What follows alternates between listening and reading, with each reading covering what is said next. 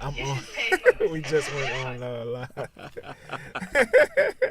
don't know if we got it. That's Juan, folks. I didn't have a time to say it was hot mic. Slipped the hot mic on me there. That's great. Oh, that's a widely held view, anyways. Yeah, of course, man. Of course. I hold that view myself. Do you? Oh yeah, man. Why? Huh? Why?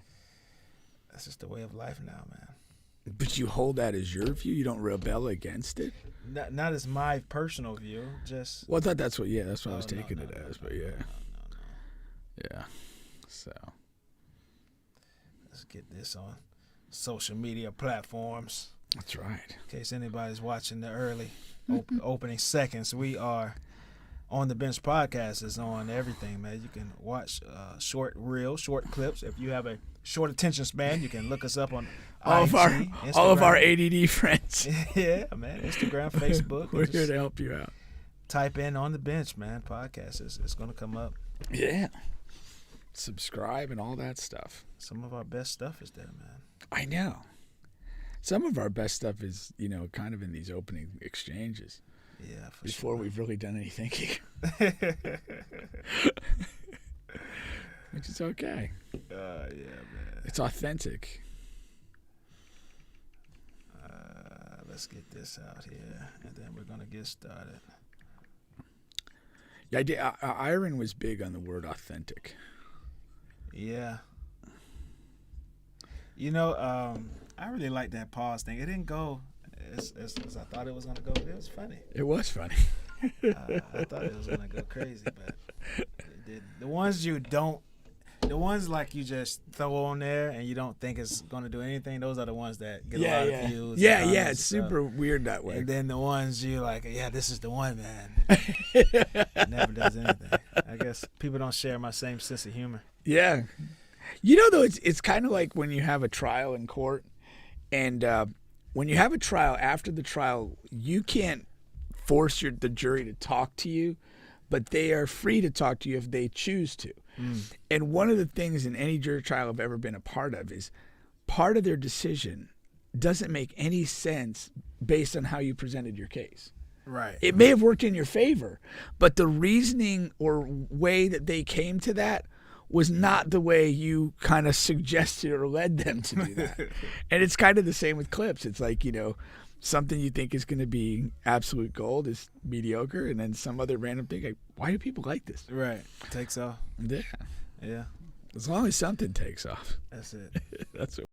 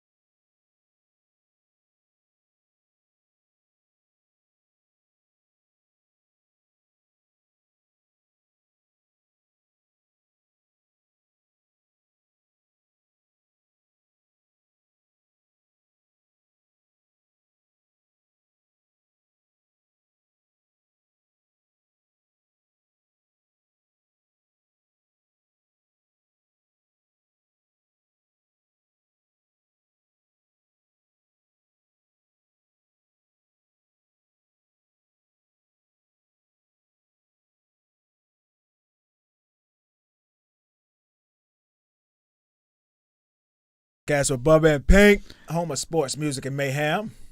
That was Tom G with Summertime right out of Tampa, Florida, man. That's a nice little vibe song for the summertime that we're right in the middle of, man. It's hot out there. It's hot. It's raining. It is very hot. At odd times of the day and night. Pretty much most afternoons. Yeah. It just gets dark in the office, and all of a sudden, next thing you know, you come back from the bathroom and it's pouring rain. That's when you know it's summertime, man. It is. It's always good to have a good summertime song, though. Oh, yeah. But I was saying, I just, every time I see people riding jet skis, I get jealous. I was at B. Rich's house on like Monday night, and I didn't get out on the jet ski. You gotta, I mean, you know, that's. We had an important staff meeting for Pedro's Posse. Oh, man. All business, no jet ski. Next time. Next time. But this time in this show on the bench, we're going to be talking about all trending topics in sports, music, and mayhem. And, of course, we are available on all podcast streaming platforms. But today, you know, we're going to be talking Never Say Never, a hot new TV show that is out right now, Hulu, Disney+. If you have cable, you know, those who still pay the cable bill, it's on there too. We're going to be talking about a lot of other things too. NBA, NFL is right around the corner. Melly, there's an update and YNW Melly's case. We got some hot dog eating contests. They're saying he may be the greatest athlete of all time. Bullshit! Please, let's stop. And shout out to Afro Beats making a move in music. All right. But yes, what I wanted to start with here is this Never Say Never, man. So Never Say Never and Jeff Jenkins, you know, he's out of Orlando, Florida, and shout out to his brother here, Justin, who's been on the show. You know, of course, as Paramount Global Security, he was on the show. He had a very funny scene about the baby being on the bed. You know, as soon as you said his name, that's exactly what I thought about. That's an all-time classic. That was. Now, that one I knew was going to go, and it went. Yeah. It did well. It did very well clip-wise. That might have to be reissued now we have a bigger audience. It has to be reissued. If you haven't seen it, we'll put it back out. But his brother, Jeffrey Jenkins, this show is about him. Let me just play the clip, and I'll let you guys watch it, and then we'll react to it and tell you what I came across there. I'm supposed to climb this? Ooh. OMG. I know, Mama, you don't want me up here right now. Well, we up here. As a chubby black guy, I don't see a lot of folks who look like me exploring the world. Ooh. That was for you, Mom. I gotta show people that you can look like me and still live your best life. Ooh, this one got me. It's the power of just pushing past whatever that fear is right now. That was amazing. Oh, my God. That was incredible. We did that. The intensity, it is contagious. The emotion that came over me. OMG. Me stepping outside of my comfort zone, that's where life begins. I'm no Gordon Ramsay, I can tell you that. I want to show people that if I can do it, you can do it too. Yeah! Let's do it, baby! Never Say Never with Jeff Jenkins. New series, Sunday, July 9th at 10 on National Geographic. Yes, just awesome show. I stayed up watching that entire show, and also they had a premiere last night, and where they played the show, and then they had a Q&A with Jeff, and it's just so inspirational, man. Just the way, you know, it's really inspirational, really motivational. You know, he's telling people like, hey, it's never too late to do what you need to do. He's you know, this is a guy who was a music teacher in school for a few years, and I think even more than a few years. I think he said about eight or 9 years or so, or whatever that case may be. And then he just said, man, listen, my heart's just not in this. This is just something I know I can do. It was for security purposes, you know, 401k, paying my bills. But what I really want to do is get out, travel the world, do stuff, and help people and get paid doing it. It sounds like a pipe dream when if you think about it. But he left his security, left where he felt secured at a school as a music teacher, and went and did that, man. He said his first stop I'm pretty sure was Rwanda. I haven't heard that since Kanye West album. And so, you know, remember the movie Hotel Rwanda with Don Cheadle? Okay, so we can only think of rich people that has been there, and so he went there, and that's where his journey started. And it's just crazy, man. It's just crazy. A guy right here from Orlando. How is did on it TV. go, like, from a journey of traveling to a show?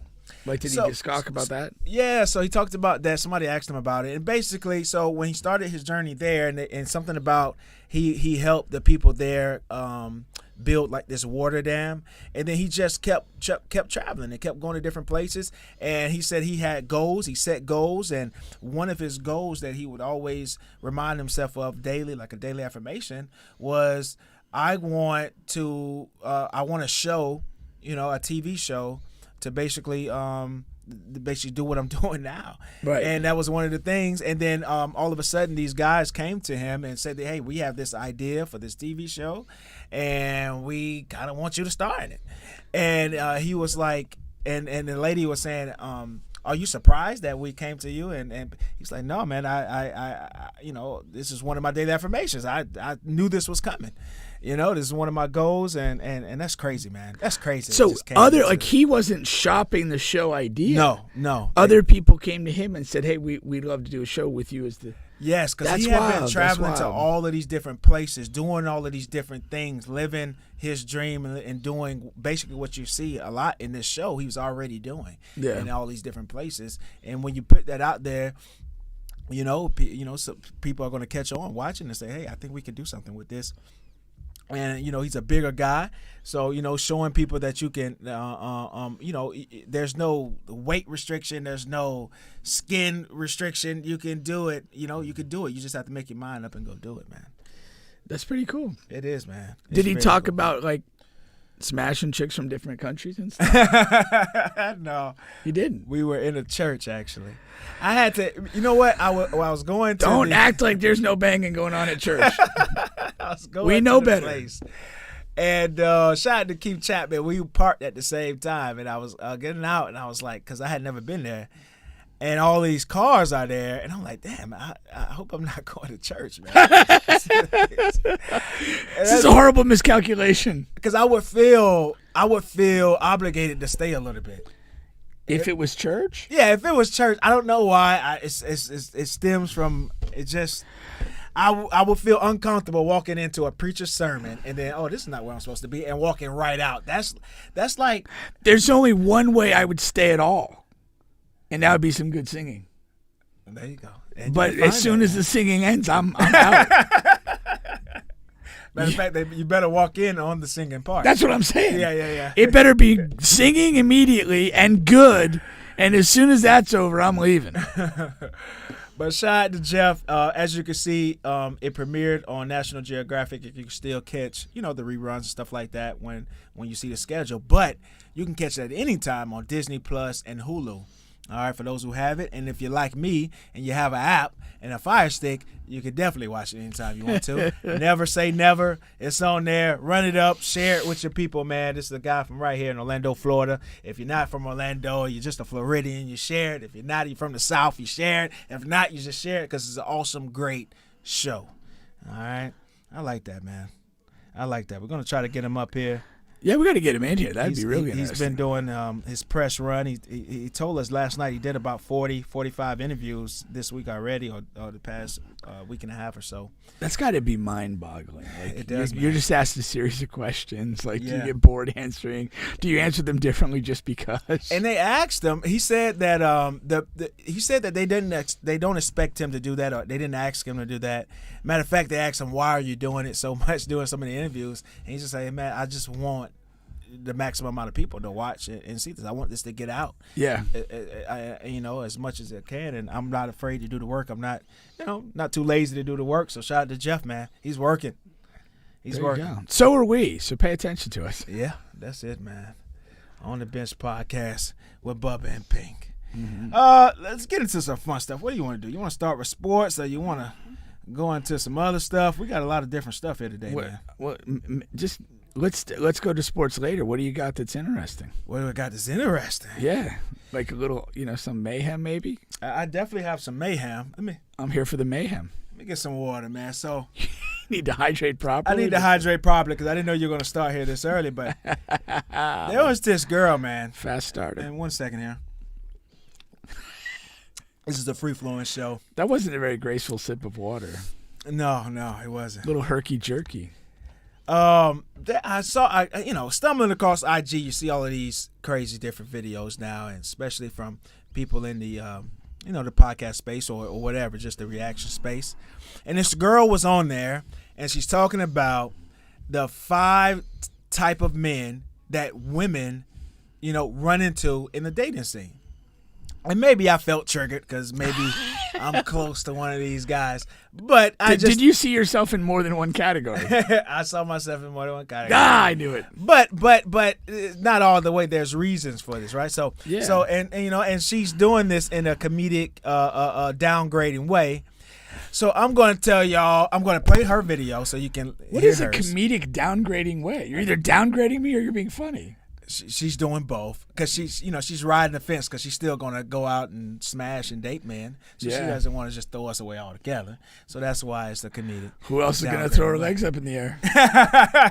Not that Rose. I'll tell you that much. Ebony. So I'm Shots fired. So I'm gonna play her video and then I'm going to tell you the 5 types of women that us men run into in the dating scene. But let me women first. Ladies come first. Not all the time, but depending on who you're in the bed with. All right, here we go. For some reason, it feel like we're all running into the same 5. You got the guy who says he's not ready for a relationship but wants to do all the relationship things. Second, you got the guy who's not over his ex and he don't realize he needs to go talk to the lady. Third, you got the one who got a baby on the way. He not really claiming it because he don't know if it's his. Then you got the one who is all on your, giving you everything that you need. Conversation, personality, making you feel comfortable, making you feel safe. And it just randomly decides to ghost you for like 2 weeks. They're not ready and they be so busy. Boy, you. And then the 5th one, this is the one who you try to give a chance to, who's not really in your league. Maybe I need to try some new things. So let me just give him a chance. So you give him a chance and then he play in your face.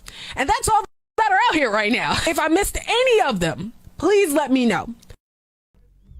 You didn't miss. You didn't miss anything, first of all. But I hope you're not the 3rd guy. Was that the ex? No, that's the guy who's got a baby on the way. But he's not sure it's his. Yeah, and that's weird. People have babies every day. That's not like a big deal, okay? Now, it's a big deal. Now, this is something I feel confident in this list, but I just came up with it today. So that's something she's been harping on and thinking about for months and years, okay? So I might be doing a little reading off because I did my notes. I take really extensive notes. So here we go. Top 5 types of women that men run into while they're dating. Number 5, we run into the woman that's still smashing her ex while dating because she doesn't want to run her body count up. So while I'm out spending hundreds and $1,000s on dates, she goes home after that date and gets her head rammed in to the damn head post, to the headboard, because she doesn't want to run her body count up and go from her to me. And then he gets to leave and not spend any money and not put in any energy any time, but gets the coochie just because he's the last number and she doesn't want to increase that so-called body count number. I hope she gets CTE from that bedpost. All right, number 4. I felt your frustration there. Oh, that's a real thing, man. Money, no action. That's a real thing. That's tough, Bubba. You got to very change. tough. You can't tolerate that. Number 4 is the woman with multiple kids that always cancel dates, but gets mad when you get mad that she has to cancel all of these dates.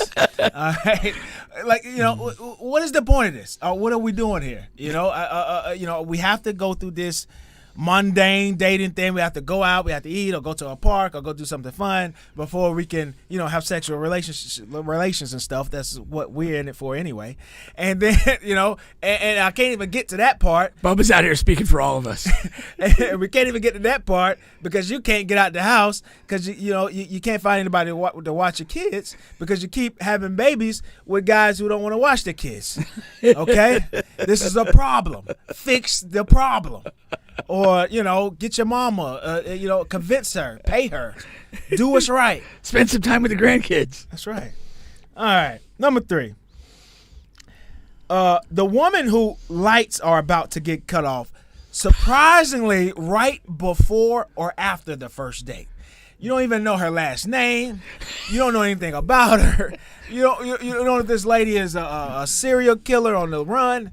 But all of a sudden, she needs $50 to keep the lights on. It used to be $40. The price has increased with inflation. You sure it's not 75 right now? Prices increase with inflation. Things are bad in this country. So yeah, $50 for her lights all of a sudden, and it's like we just met. You do this with everybody you meet on Tinder.com. You're racking up money. You got a whole racketeering scheme going on. She probably has like a spreadsheet as to who's covering what each month. Lights from Bubba. Phone from Joe. It's fucking sad. Hair and nails from Steve. Oh gosh! And I don't want to be Steve because that shit can get expensive now. And wait a minute, if you have such a spreadsheet, please share it with us. Yeah, I think it'd be great for the show. It would be. It would be. Number 2, I'm a classic traditional woman, but your house looked like a Category 4 hurricane. Shout out to Trap. All right, you can't cook for shit. Okay, don't want to give head, don't want to make babies. Like what? How are you? What's traditional about this? What is traditional about you? You don't do shit traditional. All right, so just go ahead and let's do this thing and get the fuck over it because I know you're doing it with another guy. All right, stop trying to con me. You're a con man. Con woman. Number 1, my personal favorite.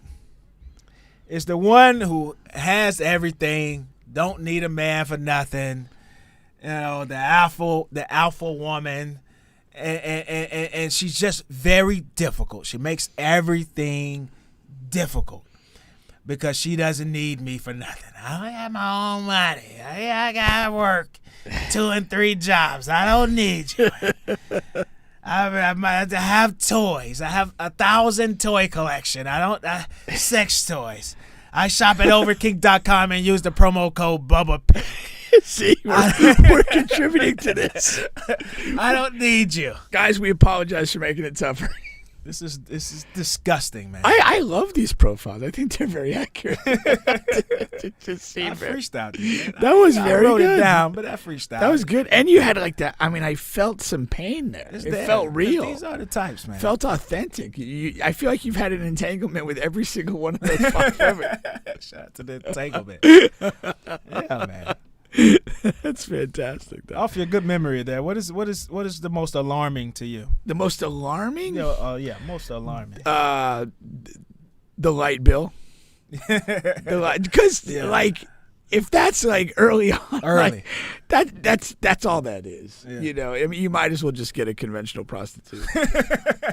Like for real. Yeah. Because that, like, I mean. I'm not a big people change person, and like I just think if that's where you are at the beginning and you're that comfortable asking me to help pay a bill, like that's never changing. That's just a money pit right there. Exactly. Yeah. And I'm amused by they have everything and they don't need the guy. Like, because then what are you even doing here? Right. Like, just go spend the evening with your toys. It's just like, that's the thing. Speaking of, we got Ebony commenting. She says, the rose gives me 5 to 7 orgasms in 30 minutes. No legs in the air necessary. Hey, if that's your thing, have at it. Not compatible. And shout out to Chuck. Chuck says, I ain't gonna lie, I paid light bills for homes I only spent a few hours in. Does that include foreplay, Chuck? That's hilarious, man. I do think there's like the one that I thought was kind of funny, and we had a little conversation today at the office about was the single woman whose like house is not like particularly well kept. Mm-hmm. It's like messy and stuff like that, and it's like. The second that she gets like a guy and has like a house, she's going to be wanting to spend tons of money like decorating and making sure the whole thing's. Why don't you start early? Like that, just get that process started now. Please. Like don't have this disheveled crazy place. No.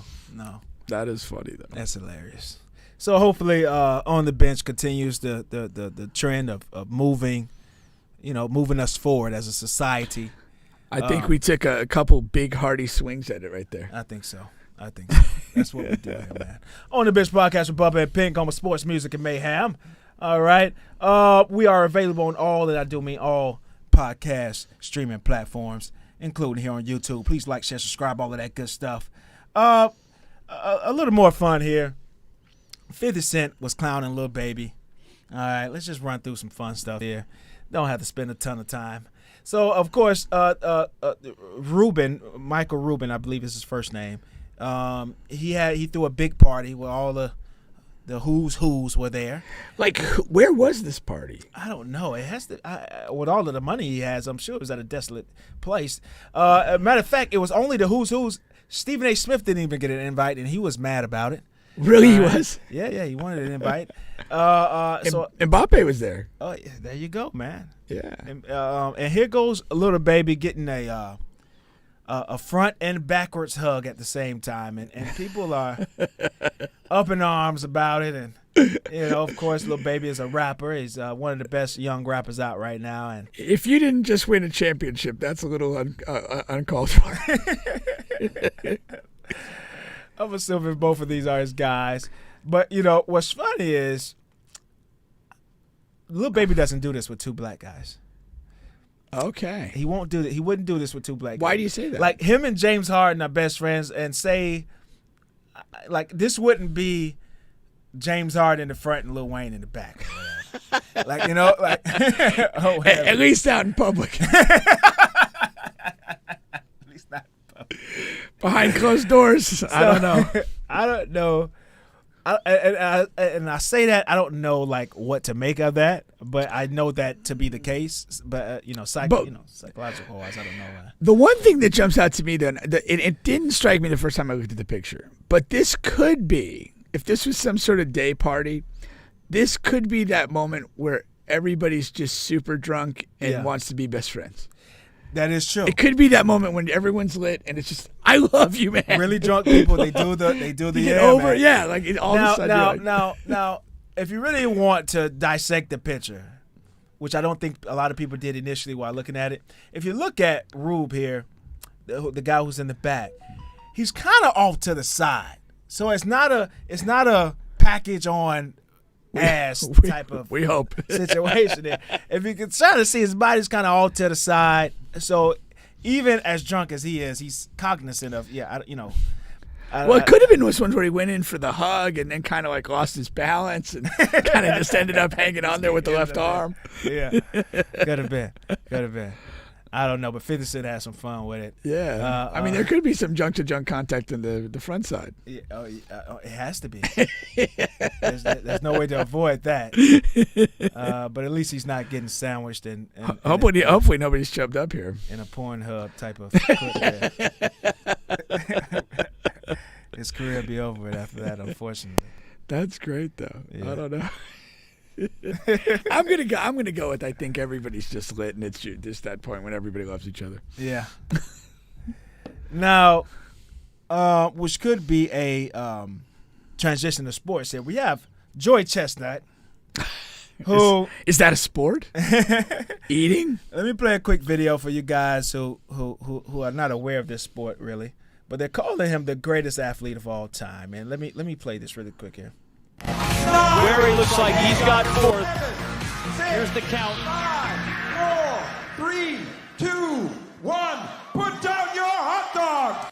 With 62 hot dogs and buns in 10 minutes for his 16th win, I give you the #1 ranked eater in the world, Joey Chestnut.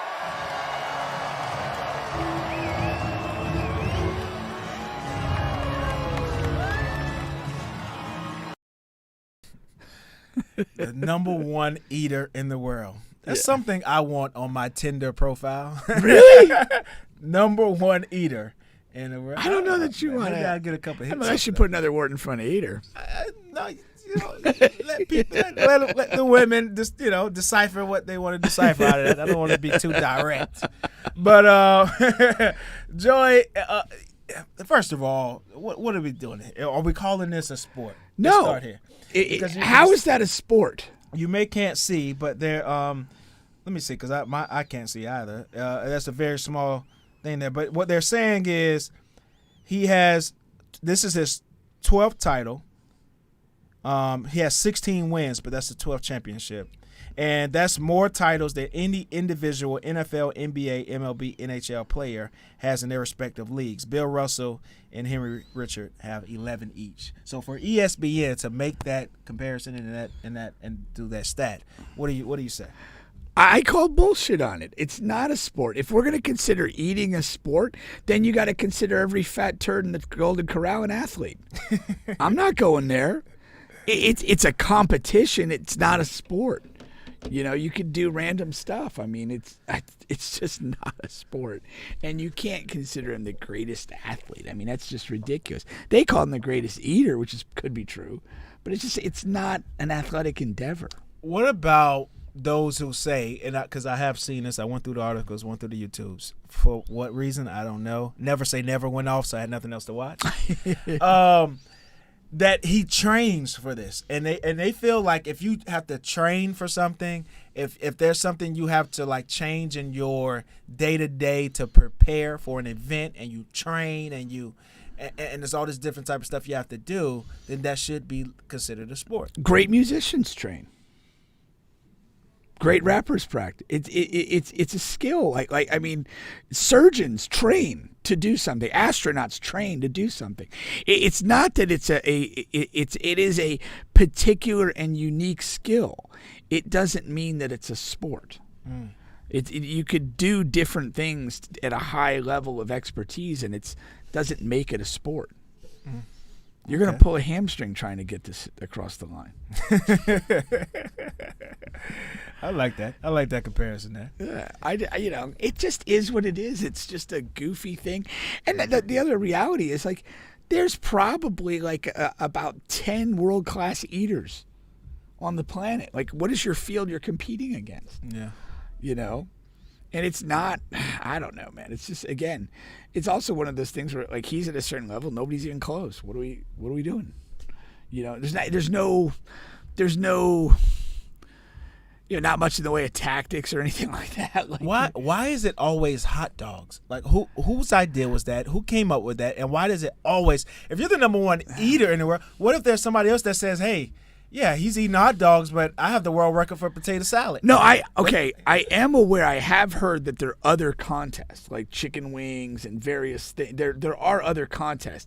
I think the hot dogs, and I think it's like Nathan's or something, is the sponsor of this contest. I just think it started a long time ago, and it kind of gained traction because it had essentially like a corporate sponsor that, Nathan's who could eat the most hot dogs in a time span, and I think that's but is that fair for him to be called the greatest eater in the world if he only eats hot dogs? Like I said, what if there's a guy who's number one in chicken wings and number one in potato salad, but he's coming in number 10 in hot dogs? Exactly. What are we doing? You raise some valid points, and I don't know. And again, that's part of the problem you have with this whole field. How deep is the competitive field? Yeah. There's not many people that do this at a high level. And so, like, again, we know that this annual 4th of July hot dog contest, I mean, I don't know when other contests are held or what's the deal with that. How many people are at the bottom of the sport do it just to get free food? Well, I mean, if you go that way, I mean, I ate a 42-ounce steak at Shula's restaurant in West Palm Beach, and I got a plaque. Yeah? Yeah. Ooh, great job, Brian. Like, so am I, on the grassroots level of competitive eating? Yeah, you I might be. Like, you qualify, man. Yeah. You qualify. But that's what I mean. There's just, it's a very peculiar thing.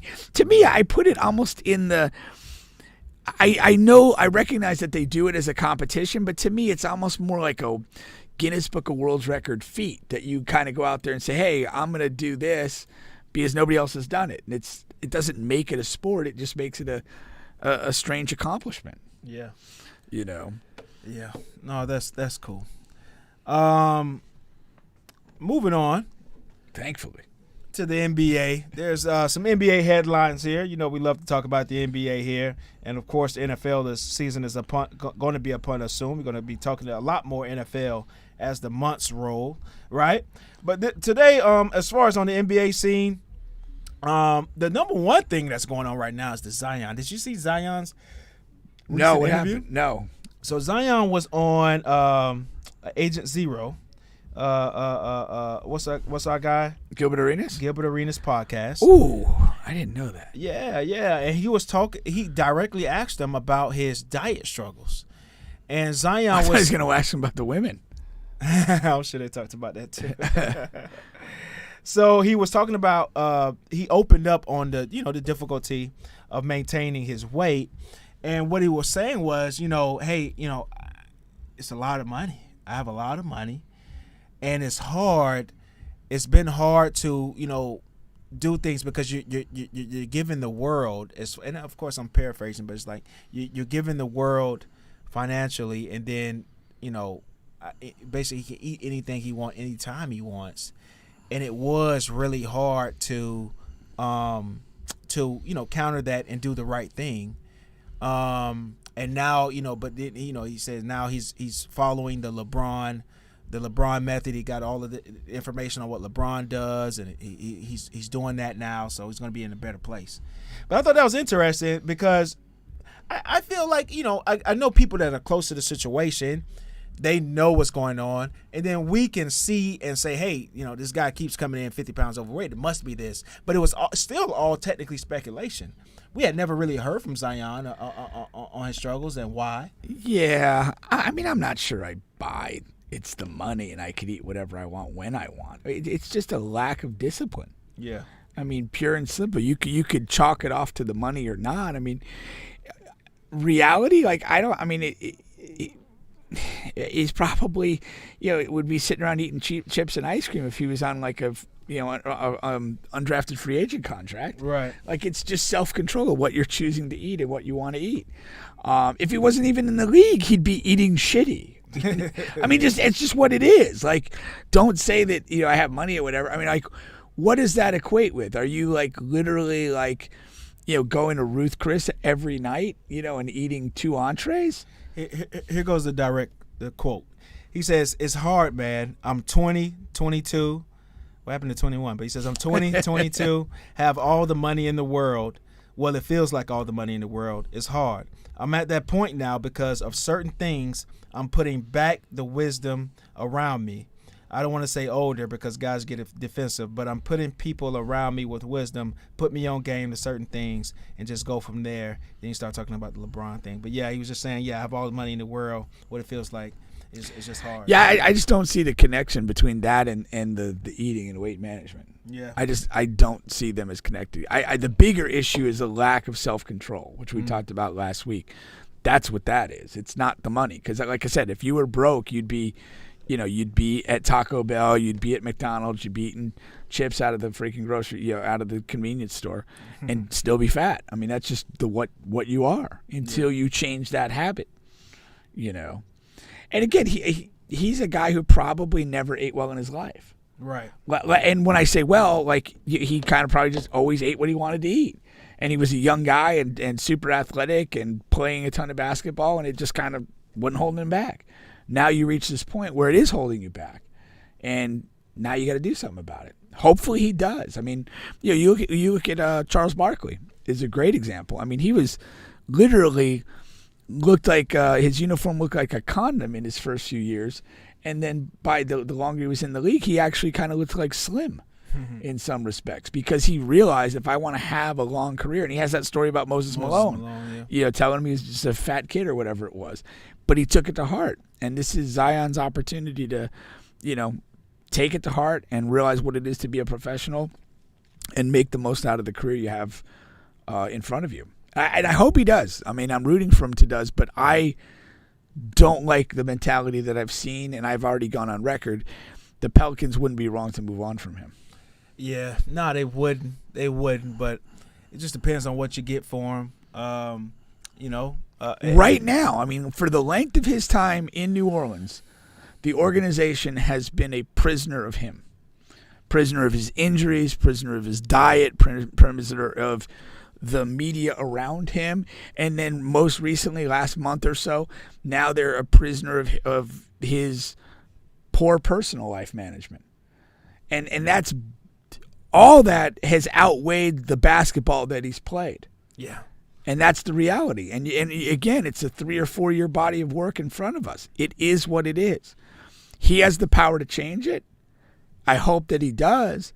But if I'm a Pelicans organization, I'm not confident because you have given nothing for me to be confident about as far as your development as a person, as a player, and as a professional. Absolutely nothing. So, Wemby is being shut down. Victor Wembanyama, the San Antonio Spurs star rookie. They're shutting him down for the rest of the summer league. What do you think about that there? I think it's terrible. I really do. This is a guy that I think needs to continue to play some basketball. I think that there's games out there, reps out there to be had during the duration of summer league, and they should let him play and get that experience. There's things you experience in games that you're not going to experience in practice. Yeah. By the same token, there's things in practice that you're not going to experience in games, and there's a place for both. Right. But to play 2 games and shut it down, like, what are we doing? Players play. And I think that's a thing. I've heard some coaches, I think Jimmy Johnson was a big guy of he wanted guys when he was doing his evaluations that wanted to play as badly as they wanted to breathe. That when, every day playing was a part of what they wanted to do. Right. And I don't think you go wrong with those guys. And I don't know what Wemby's mentality is. The limited interviews I've got, he seems like he's up for the challenge. Yeah. And I would let him go with that. Now, I mean, if you want to sit him a day and bring him back another game, if he does pick up a mild injury, if there's a reason for it, I understand and I get it. But to play 2 summer league games and just shut it down, why bother? Why did we play any games? And I think I understand there's the standpoint of he's been playing a shitload of basketball the past few months because of how his season blended into this summer league. But still, man, it's like he's so young, and you see he's still, he has a raw aspect of his game that, you can only iron those things out by playing basketball. And this is a bad sign coming from a team where we know initiated this load management stuff, and you have a star big man, tall man, and it's not a good sign because they're probably going to do this a ton in the regular season. I really hope they don't. Yeah. But I mean, part of me is very concerned that they will. Yeah. And part of it, and we did talk about it during the Sunday show, is that they don't have a ready to contend team, and arguably ready to contend even for a playoff spot team. And so, there is going to be a point where you're like, okay, we're just playing games to play games. But, to me, developmentally, play this guy. Go through the bumps, go through the bruises, monitor his body. If he's tired, if he has an injury, I get it. There's got to be a reason, but don't go in with a pre-planned schedule that we're not going to play back-to-backs, or we're going to, take a week of games off in early December, and we'll take another week off at the end of January. Players play, man. That's what they do, and you've got to let them do it. You're doing them a disservice if you don't. No, that's for sure. Now, there's going to be some rule changes here in the NBA coming up next season. Interesting rule changes. So, of course, every year they try to implement, they get together and they implement different rules. And this year they have the tournament coming in along with these rules. The new rules are there will be a technical foul free throw for flops. And then also there's a second challenge for coaches if the first one is successful, following the NFL model. All right, now the technical foul for flops, that is going to be so god-awful and hard, incredibly hard to manage. Are these offensive and defensive flops, yes, or flop either way? Flop either way. Okay. And if they consider it a flop, you get a technical foul. But here goes the thing. Now you're going to even have you already have too much lobbying to referees as far as, hey man, that was a foul or that wasn't a foul. You have too many players, Luka and LeBron and all these guys come to. It's a few guys on every single team, not to single anybody out because there's a lot of that in the NBA now. To give a team an extra opportunity to get extra points for the other team flopping, you're gonna have people just running up to the ref. That's not a flop, or he really touched me. Or now what? We're gonna stop the game again to go to the camera to review if it was. I have mixed feelings about this. I'm interested in removing flopping from the game. And one of the ways that you remove something from the game is you make it a competitive disadvantage to engage in it. So I'm okay with that. And I suspect if they do this properly, they're going to be real aggressive at the beginning of the season. Call it a lot. Set the tone, establish the parameters. And then hopefully as the season goes along, it's less and less of an issue because guys recognize I'm not going to get away with that. So why bother? I mean, the thing you got to realize about a flop is that it is an intentional act that a player is committing to in the course of a play. And if he has something else to think about, meaning it's not worth doing this because I could end up giving up technical free throw and whatever, maybe that starts to leave his thought and he's thinking about something else in the moment of the play. Maybe. I think what's a better, and it's just thinking about it at the top of my head, I think what's a better play is after the game. Like, okay, so the very first thing they tried to do a flop, so I don't know if you remember, was they tried to, after the game, we have the league office determine if it was a flop or not, and if it was, we'll fine them. You remember that? That was the very first thing. I don't remember it, but I understand what you're saying. Yeah. So they did that for a little while, and then it kind of just went away. Because guys are making millions of dollars. You're going to fine them a few grand. That doesn't mean anything. That's not going to stop it. So I understand this aggressive thinking, but my thing would be, okay, assess it after the game, and if you think if it was a flop, give them a technical foul. Because of course, but, I mean, how do you do that after the game? No, not a technical foul in the sense of a free throw. A technical foul in the sense of, if you rack up a few. Yeah, I don't like any of that. See, I get suspended. Yeah, and I'm not in. I would eradicate that too. I would technical fouls for suspension. Yeah, accumulating technical fouls for suspension. I don't agree with that. I think that's stupid. Oh, the Draymond thing. To me. You want to affect the game that's happening. That's where the high value is. You're trying to win this game in front of us. That's too much, man. And if you do the flopping, you're going to get penalized for it. You're not going to get fined after the game. It had no impact on the game. You're not going to get in this position where, 16, 17, 18 fouls later, now you're sitting out a game. I don't like any of that. If guys are healthy, let them play. But, again, control the play of the game by calling some of this and in the moment, set the parameters, change behavior.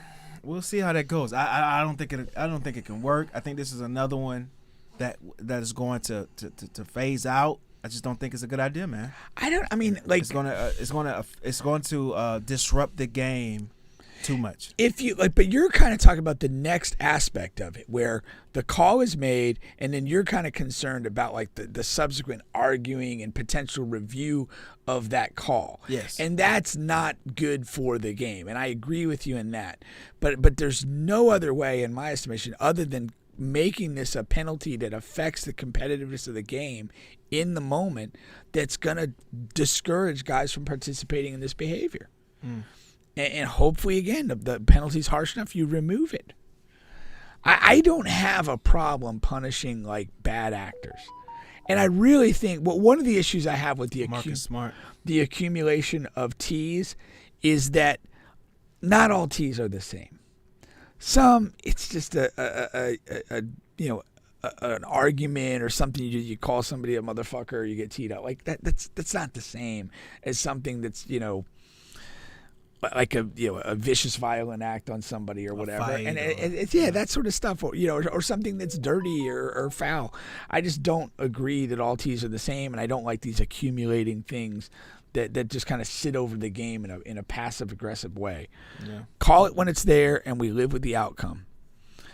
But I don't have a problem with that. And I actually like number 2 though, the extra review. I do. I love it. I think that's excellent. If being rewarded for making a good call. Yeah, and I was watching some debate show, and both guys hated it, and I was just like, what are you talking about? This is awesome, because I think the worst thing in the NBA, I was watching it last year. Yeah, if a coach gets it right, and another thing, coaches would wait until the late fourth quarter to make a call, but there could be an important swing, early third or late second. Those things matter, and if the referees miss it and the coaches, catch it, they should be able to get a second challenge, man, to just in case something else does happen late in the fourth quarter.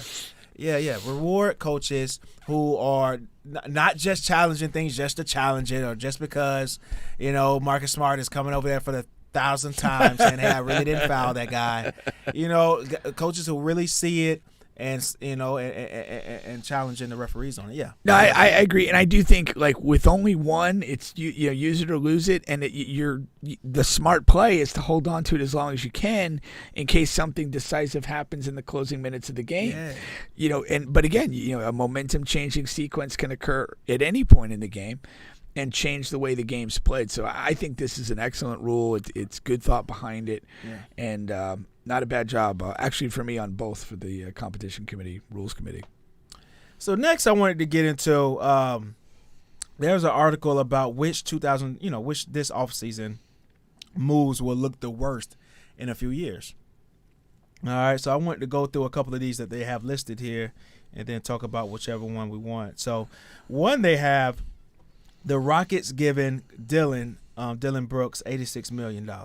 So they feel like that's one of the worst moves in this offseason, and it's going to look really bad in 3 years. And a couple of things that they're saying is, Houston had a lot of cap space coming into this offseason.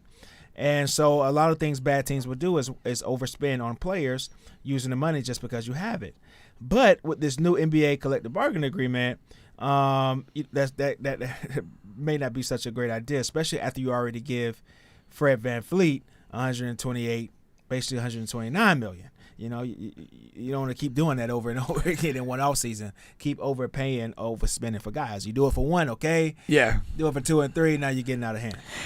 I felt coming out of the playoffs, Dillon Brooks was damaged goods. Yeah. And I really thought he'd be looking at playing on a 1 year, like, mid-level exemption type of contract to just see what he's got.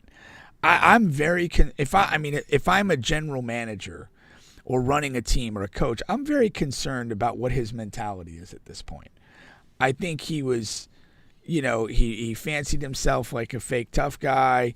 He talked his talk, and he did not walk the walk. And he didn't do that on a high-profile stage, and he took the pussy way out. He dodged the press. And, again, his team came out shortly after the playoffs in a statement they had no need to make.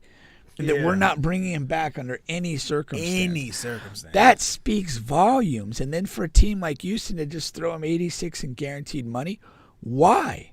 Who were you outbidding for his services? Really think about that. Answer that question. And again, I don't need fake tough guys. I need real tough guys if I'm Houston with a young team and kind of a really soft mentality down there. This guy is the poster boy for that. Yeah. I think this is a disastrous signing. I don't think it's going to work out well. And I think, years into this contract, it's going to be like, how can we get this guy off the books? Another thing? I don't think Houston was in the spot of we need to spend a bunch of money. Right. If OKC was to do that, okay, and OKC didn't. But if OKC has a good young core with a good star young player in Shai Gilgeous. Well, they're OKC to me is loaded, miles ahead of Houston right now. So that's the prior to any moves. Spend money. Yeah. You've got a nice core. You got a legitimate all NBA player in Shai. You've got a rookie now in Chet that we're going to see what he can do. He's got a lot of promise, a lot of potential. You have a nice player in Giddey. And some young role players who are really nice. Lou Dort, a defensive specialist. They have, and they're smart not to spend the money, because if everything works out, they're going to have to spend money to keep that group together. But before they have to pay them, if it's moving in the right direction, they may have one good stab at a big move to add a piece. That's But- my thinking, like a 3-year deal, sort of like what Houston is doing for Van Fleet and for because the Houston idea is we have a bunch of money to spend before we have to pay Jalen Green and all these guys. But my thing is Jalen Green and those guys are not ready. You got to figure out, based on, I mean, as bad as Houston's been, you need to figure out whether any of those guys are worth paying. The guys. And that's a massive question. Yeah. Now, I do like the Van Fleet signing. I'm not mad at the Van Fleet signing. think he's a tough-minded, true professional, and I think he's probably going to be a good guy to have those guys around. Yeah. But Dylan Brooks is a clown. I'm not mad at the Van Fleet signing at all. You know, you could have picked Overpaid for other him. veterans to bring into that situation that would maybe, stabilize that and help give those guys a chance to grow into the players they can be.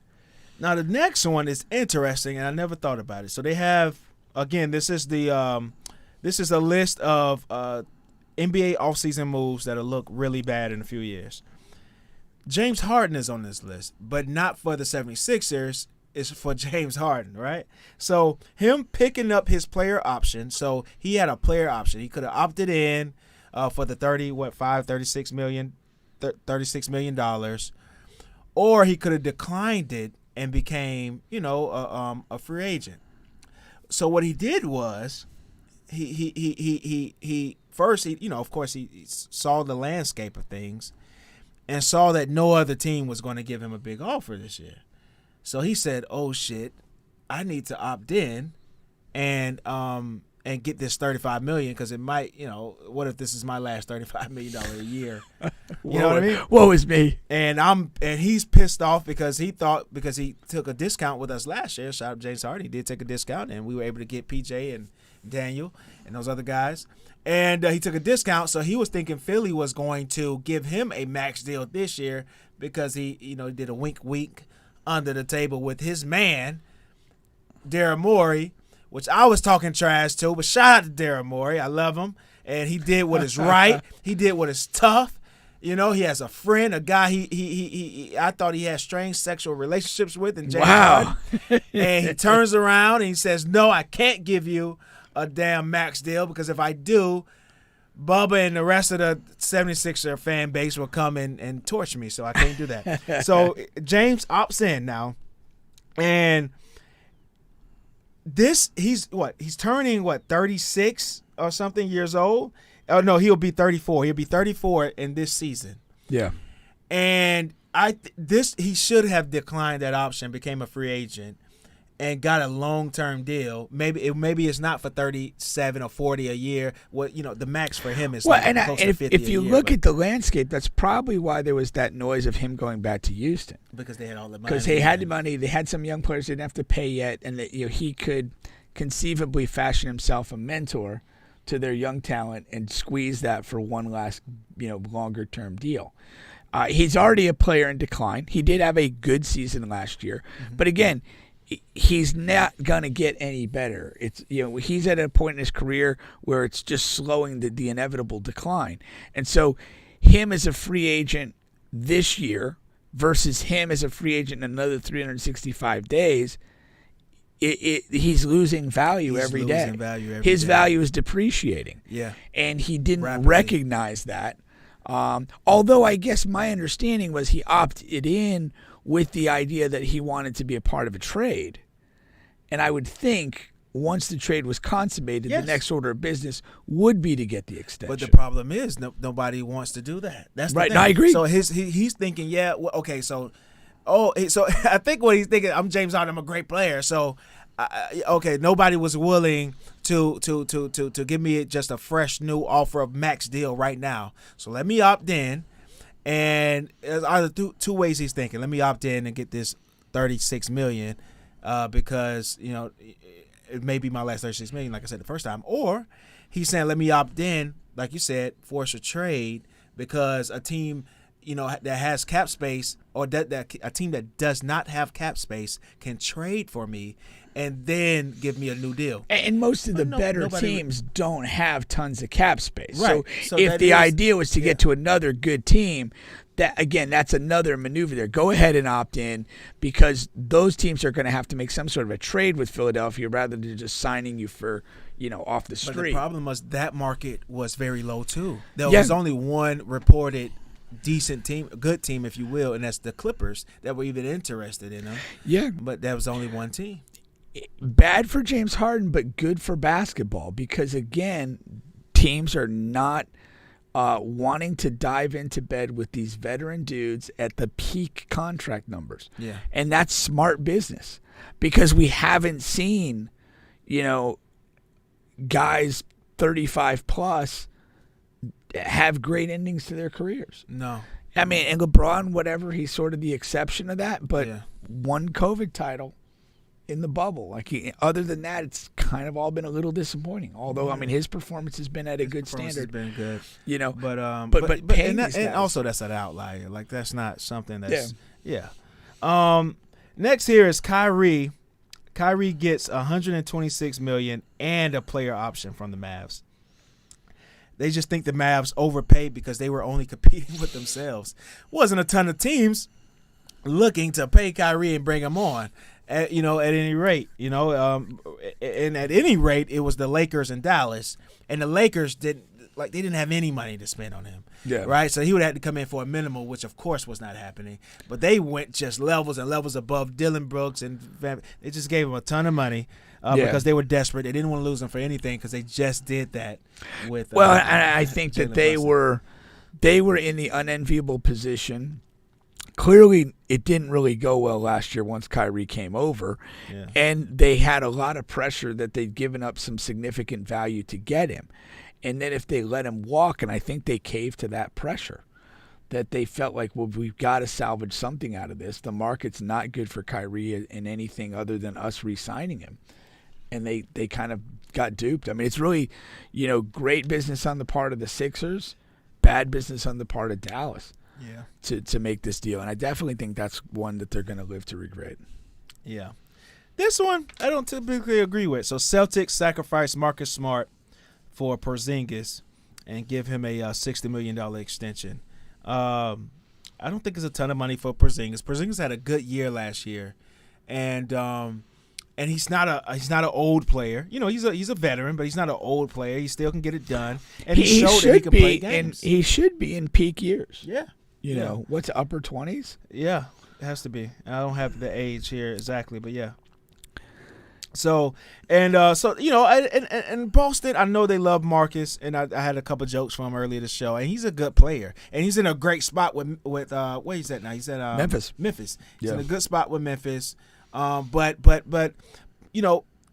Boston, they had Al Horford he's aging. He's aging. And he had a bad, last couple of rounds of playoffs. And Rob is just when he's there, but he's not there often, man. He's either hurt, he was sick in that last round. He's just always hurt. And like I said, Porzingis was there last year. I mean, I know he's had an injury past, but you can only go and get somebody and obtain somebody and pay somebody of what they recently did. Show me what you did lately. Yeah. Last year he had a good season. Yeah. I don't know how I feel about Porzingis. Part of me feels like that, he's only productive in situations where teams aren't very good. Mm-hmm.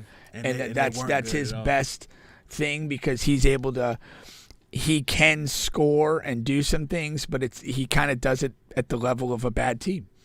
And when he's a higher usage player on a bad team, he puts up numbers. He's that talented. But I think he's struggled in any setting where he's had to be a complementary piece. And he will be a complementary piece in Boston behind Tatum and Brown, assuming Brown stays. So I don't think this is an ideal situation for Porzingis, and it'll be very interesting if he can flourish in that role. But there's a part of the Celtics where they did need to change something up. Yeah. And have a different look at things. They kind of have stayed the course for several years. They made the finals. They lost in the conference finals this past year. It's not an exciting move. No. and I don't think it's really going to make a difference. It's not. I don't think it's the championship mover. I don't Right. think that that's not the piece that's going to put you over the top. And that's the only And of move course that you're matters missing to the something. Celtics. Like Yeah, where they've been. the over the top. You've been in the move. finals. You've been a conference finalist. You're here. Like, can you win? You know, They've been relatively healthy. Yeah. You're looking for a move to put you over the top, and this. I don't isn't feel it. that that's it. Now, No. the other They'll side be, of they'll this be better move, on the margins. I forget the other. Smart and Memphis got another guy. D Rose, he's not going to play much. D Rose. But what they're doing You know what they're doing. is they're surrounding the idiot with some veteran dudes. Who's been there, done that? Yeah, and they're hoping that takes. That's smart, man. It is. That's I mean, smart. if you're going to continue moving forward with Ja, Yeah. this is literally the only way you can do it. Mm-hmm. Like in good conscience, that hey, we're going to put these pieces around you, these type of people around you. And that's a big thing. More than what those guys bring on the court is the people they are off the court and how they can have a chance to influence Ja. And so facts, man. I don't think they could have done a better job as far as that goes. Now we have to see, like, can Ja adapt to that, or is he that incorrigible that this won't matter? No, for sure. And the last one on this list is surprising. I definitely agree with. So Jeremy Grant signs the biggest contract of this offseason. In a desperate move to keep Damian Lillard on the team, which is silly to me because they've been playing together all these years. You should have a pulse of if Damian actually likes this guy. And if Damian's saying, I don't have enough help, how does that indicate to you that he likes this guy? That's his star mate, if you will. You know, Jimmy Grant's the other big money guy over there. Yeah. And they give him $160 million. And the next day, Damian says, hey, Miami, You got your answer. That's what you're waiting for. It is already too late because they just gave Jeremy Grant all this money. I'm sure if that's another bad move by just an organization that doesn't know what's going on. Yeah, that is a bad move. He is a good player, Yeah.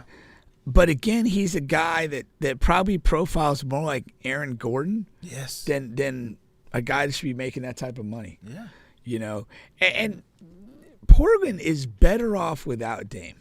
They're better off without Dame and without Grant. Without but definitely Grant. without Dame. Yeah. They drafted Scoot, who I think is going to be terrific. I think that he, you have Anthony, you have a young, kind of go young, go and build something new and hope that you have a star in Scoot. And I just learned this today. Did you realize Scoot was in Shooting Stars, the LeBron thing? No. He played Romeo Travis. Oh, yeah? And the guy that played LeBron is a 5-star recruit going to Oregon. Oh, man, so those I guys can really just play. learned that today. Reggie told me, and I was like blown away. Shout out to Reggie, man. Yeah, that was crazy. But I think it's time for them to part ways. I think they need to get the emotions out of this and just move Dame on. Whatever you can get, but go young. Yeah, and speaking of Dame, the talks to the Miami Heat have stalled. There's various reports. There's so many different reports, and some, who knows what's true or what's not. Some think the deal is already done. They're just waiting on specifics, and some think they are so far apart that they don't know if this deal is going to get done. They're waiting on another team, maybe another team, because what Dame and his agent is doing is cornering the market to say, hey, I'm only going to Miami, not going to play for anybody else. So if you get me, I'm not going to play. And so other teams haven't even sent in an offer. So It puts Portland in a position that you almost take whatever the Heat are willing to offer, because between Dame and them, they hold the cards. Yeah, and this. the best player the Heat have to offer, the Portland just doesn't need it all. It was in Tyler Hero. Yeah. It just don't need him. And they don't even have a ton of picks they can offer. They can only offer 2 picks. And Jovic, the Jovic guy's interesting. He plays well in summer league. Hasn't really had the opportunity to play in the NBA. He's super young too, though. Yeah. He was a rookie last year. He came in at 17, 18. Yeah. But I guess the problem is you have to make the money work. And Dame's got such a big money number. Hero makes a ton of money. They gave him a max deal. Yeah, but relatively you said you to his don't years. want Hero. That's the only. Yeah, he'll have to be in that deal, and probably Kyle Lowry as well. Kyle Lowry or Kevin Love, So one of those two. Yeah. So yeah. Yeah, you're better off going with the old dudes and then maybe to get waived. by Portland. Yeah, but Portland needs something. I mean, I'm giving up Damian Lillard. Like I need. No, you're getting rid of that money and letting the team grow. No. I don't think they something, need man. anything. They need something. Sometimes Addition by it's better. subtraction, yes. But no, okay. What I'm saying, okay. So let's say you package together like some future picks, Jovic and either Love or Lowry. I'll waive the veteran guy. I'll keep Jovic and the picks, and we'll just keep moving forward. Well, the idea is you want to keep Hero in the deal because maybe a third team will give you another first round pick or two. Well, no, for him. but I'm saying is if you're going to make a 2-team, if a 2-team deal is the only thing on the table, that's the way I play it. If I'm Portland. No, for sure. Well, if you can no, get, no, I still wouldn't do that. I would. I would rather keep him, and I understand what you're saying. Portland does need to get rid of Dame, but I just can't let him go for just fucking anything. Because he is a superstar, and I understand you have a good young team, good young core. You want to let him go, but you gotta get some type of return on your investment. But you can't let the these problem stars is come you in. go to Miami just doesn't have the I know, pieces. and then you tell Dame, "Hey, I'm not letting you go unless you open this up, man. Open this thing up. Let Boston get in. See what Philly can do. See what the Pelicans. You gotta see what find the a Pelicans team can do. that is attracted to Hero, that want him. Yeah, on a 13 And then, deal. and then maybe if you identify that team, then now Portland can look at that roster and say, well, what would we want out of that? Yeah. But I don't think you need necessarily like guard play and shooting. And I'm not that high on Hero as a lot of people. No, are. I'm not either. Some people That's- are saying like, with Hero in there, that's not a bad deal. Hero is this. I don't think Hero's that good of a player. I think the best thing that could have happened to Hero was him being hurt and not being able to play in those fucking playoff games, because his stock would really be down. Because he played bad in last year's playoffs. And we really haven't seen the best of him since the bubble. Yeah, that's the last time we've seen the best Tyler Hero was in the bubble. Then he was in all of these music videos and and all of this stuff, and we haven't seen Tyler Hero since. No, I think, and I say the same about Bam for the most part. Like when the Heat in the bubble were great, and then what gave you something special feeling about it was like Bam and Hero. If these guys develop from what they showed in the bubble, now you might have a three-headed monster. Yeah. But that hasn't happened. No. Bam has kind of made incremental improvement, but no big level jump. It's still been a strong Jimmy, and these other new guys, the Strus. But I'm saying like the core of that was those three guys. Yes. Hero's really not grown at all. Bam has grown very small, and Jimmy's still Jimmy. And they've basically had to reconstitute with these veteran, random, find you under the carpet guys to cobble together another finals run. But that's what it is.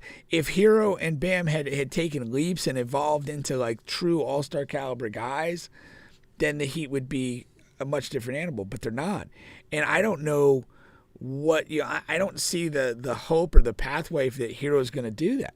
No, I think he's going to basically settle into a role where he's a guy who can score a little bit, doesn't offer too much beyond that, and that's what he is. Yeah, that's what he is. So we'll see. We'll definitely see where that goes. What I do think though, I don't think Dame is going to last. I don't think Dame is going to be on the roster first. The game of the season. So I'm pretty sure on the Portland roster or the Portland, Miami roster. On Portland roster. Yeah, they. I mean, and I think he I'm also a to big Miami. believer in get your business done before camp. Yeah, before camp. Like don't go into camp with stuff still lingering. If you're gonna move on, and that's the clarity of moving on from it, even if it's not a good paper deal, there's value in that. Yeah. Set the plate. You have this really talented young guy in Scoot. Set the plate for him to succeed. Yeah. And for him to walk in and have it be his team. No, that's for sure. That's for sure. You are still on the bench podcast with Bubba and Pink, home of sports, music, and mayhem. We are available on all that I do mean all podcast streaming platforms, including here on YouTube. I didn't want to go there. I wanted to go Well, we're there, so we might as well get something done. Yeah. Overkink.com. Don't forget about Overkink.com using promo code Bubba Pink. They have all, and I do mean all, of your bedroom needs. And I was actually trying to go to our other sponsor here, so we'll just do two in a row. Shirt on today. Yeah. Royal13thebrand.com. Use promo code Bubba Pink and be fresh this summer. Royal13thebrand.com. I wanted to get into some Ace League stuff, man. Yeah. We got some guys that are going crazy. 1 second here. One guy in particular. Yeah, man. So shout out to Niven Glover. As you guys can see here in the Ace League, Niven Glover just went off for a crazy game. 56, 12, and 12. 56 points, 12 rebounds, 12 assists. Crazy triple-double. He was on fire. I see Niven Hart, and sometimes I see Niven Glover. Does he have two last names, or what is going on here? I don't know. I thought Hart is. I've seen both. I thought Hart is the name he Prefers? prefers. I've never asked him, but We got to get him in and ask about that, man. yeah. He lives nearby. Of course, we had Will Lee in a few weeks ago talking about the Ace League and opening up the season.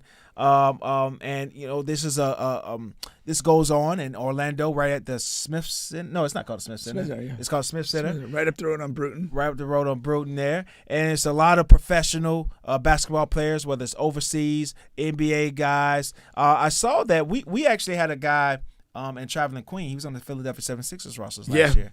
He played last week. Nazir Little played the week before, the last game week. Nazir Little, yeah. Yeah. Portland Trailblazer guy. Might see Anthony Simons before things are done. So you got some NBA guys and a ton of overseas and college Division I basketball guys, and just guys who can just really hoop in general. And Niven here, man, with the 56 points, 12 and 12. Did you get to see this game? No, I didn't. I was actually on the way over to the studio to do the show. And I didn't think it was going to be much of a game, but I didn't realize what I was missing by not watching. But Niven, he played for me at the Gray team last year. He's legitimately spectacular. I mean, his shooting is effortless, his leaping, his ability to just make the game of basketball look and feel simple is completely underrated. I've said this in numerous circles, and if you pin me down and made me say it, I'll say I just think he's the best hooper in Orlando right now. I understand there are guys that have more legacy and have done more, but if I'm just talking about strictly basketball, and he's a young guy that's still after it, that's still getting it in. Yeah, there's just not a ton of names you can just say that are better than him, right now. Yeah, and he's phenomenal, man. Like you said, all those things, all those qualities, he's just phenomenal. Yeah, and again, and guys are great in different ways, but like he just makes it look so easy. Yeah, and but easy. He makes spectacular things look easy. I guess that's kind of the thing. Like if you're going to watch, you're going to see some great dunks, you're going to see some great plays, but it's not going to look like he's breaking a sweat to do any of it. Yeah. And that's what's just the experience of watching him is just different. Yeah. And it's really, really something else, man. But, it is. But it's been a good A season so far. Again, a couple NBA level drop-ins. A lot of different guys on rosters. Some new teams have come into the league and struggled. Another guy I want to give a shout out to, Sean Willett. He's a guy that plays for the AI math team. And I've played him twice. I played him with the gray and I've played him with the blue. I've not seen anybody come close to keeping him from getting to the basket. He's not a very good shooter. Everybody's aware of that. Everybody knows he's going to go to the rim, and he just gets there like at will. And he's obviously a great athlete, but like, to be perfectly honest, I mean, he's not crazy tall. He's not crazy, anything about him other than his ability to just get to the basket. He doesn't look like the player that he is. Yeah. He's just a smidget more in shape than me. But he is a brawly guy. Like he lifts weights or whatever, or it's just maybe that's natural. He has a strong upper body, like but his legs don't look. No, like he almost looks like one of those guys that works the upper body of the gym a lot, not the legs. But those legs have plenty of spring, man. I mean, he's like this over the rim. Yeah, and it's almost every single time. Will posted a viral clip where he in the game he attempted a between the legs dunk on somebody. Like not a wide open fast break. Like he's coming down the lane. Like first of all, he gets past this guy, which he always seems to do, and is a tall center guy in the lane, and he just tries to go between the legs. Who even thinks to do something like that? Right. Who has the balls? Who has the Yeah. It's crazy. Yes, I love this guy. And again, there's a ton of possessions where he's coming down the court, and there's a guy guarding him. There's maybe two guys in the paint. There's bodies there, but they never seem to prevent him from getting to the rack. It's and I'm not saying incompetent dudes. Yeah. Our blue team is a loaded team. We're undefeated right now. And he went to the basket and had 39 against us. We won the game, but he was not getting stopped. No, he wasn't. Yeah. Man. And on Sunday we did a show with the Florida TNT guys in the Ace League right now. We've had appearances from Niven Hart, who will be on that team. Chris Warren, Keith Clanton, Brandon Robinson have all made appearances and will be on that TNT team as well. So a lot of local talent, guys that are going to be on ESPN in about a week and a half that you can see for free. Games are Sundays. You can come by the Smith Center, not far from the studio on Bruton Boulevard, 1:30, 2:30, 3:30, and 4:30, and enjoy some good basketball, good vibes, and get out there. Oh, that's for sure. That's for sure. Let's see here. What do I want to go to next? I have some quick things. Number one quick thing I wanted to mention here is Burna Boy. Over the past, I'll say, couple of years, I've been getting into like Afro beats and soca as well, but especially when I learned, I had some Ghana in me. So I've been getting into Afro beats. Oh, you actually learned that? Yeah. I thought you adopted their flag without any actual reason. No, but if I had met like a really Ghana, Ghanaian beautiful, woman. I would have done it. But no. But what other countries have you adopted in pursuit of beautiful women? I should do the Ghana flag, then the Haitian flag right behind it. Burna Boy makes history.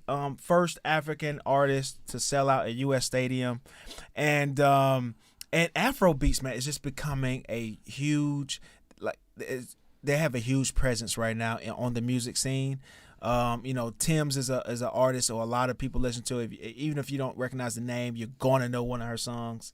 And Burna Boy is just killing it right now. I saw him at a concert. And he's killing it, and there's a ton of other artists in that lane, in the Afro beats lane. And I just wanted to give a shout out because I didn't know that until today when I saw it. And it's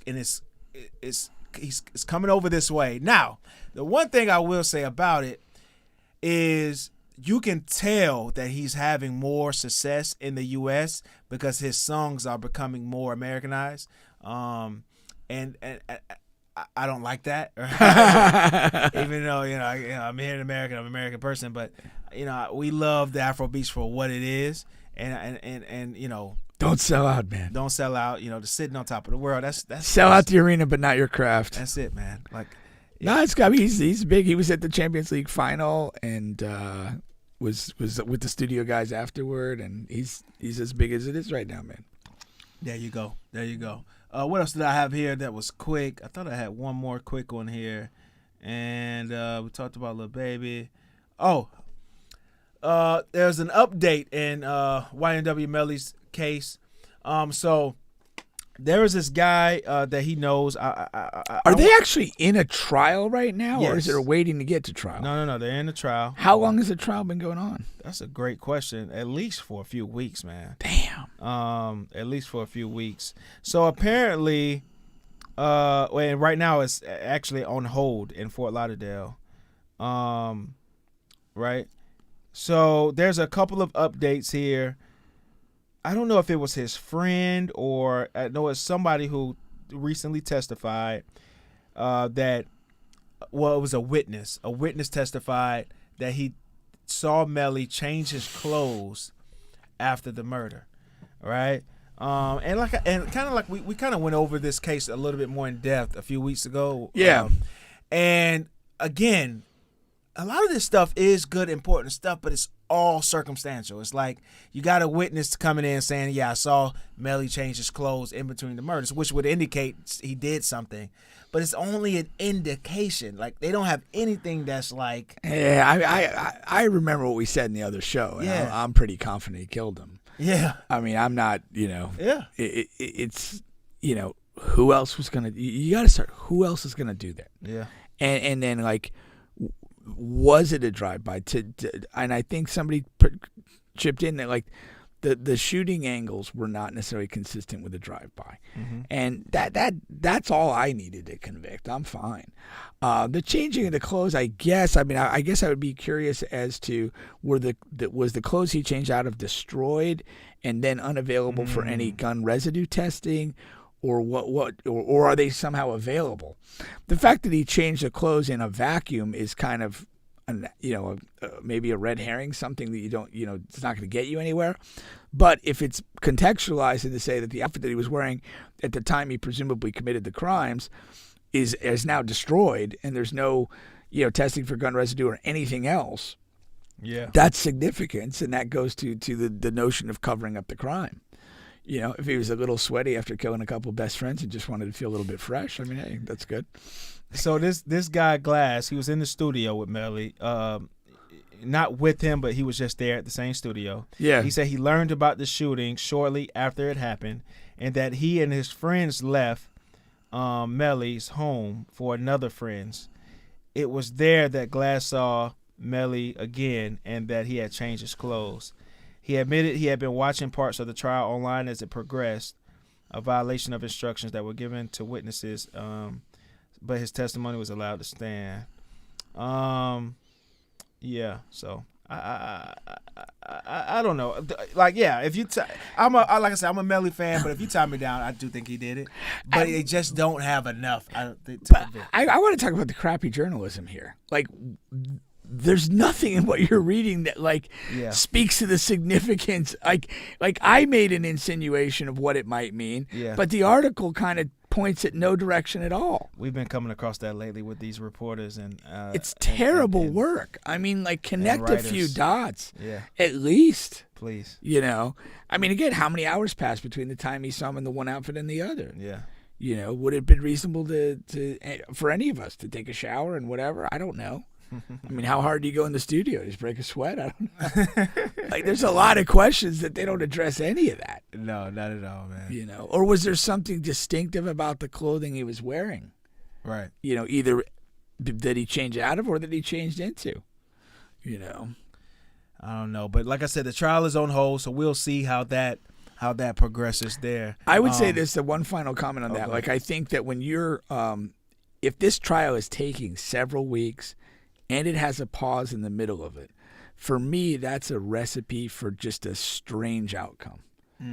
It's not a natural thing to sequester a jury or have a jury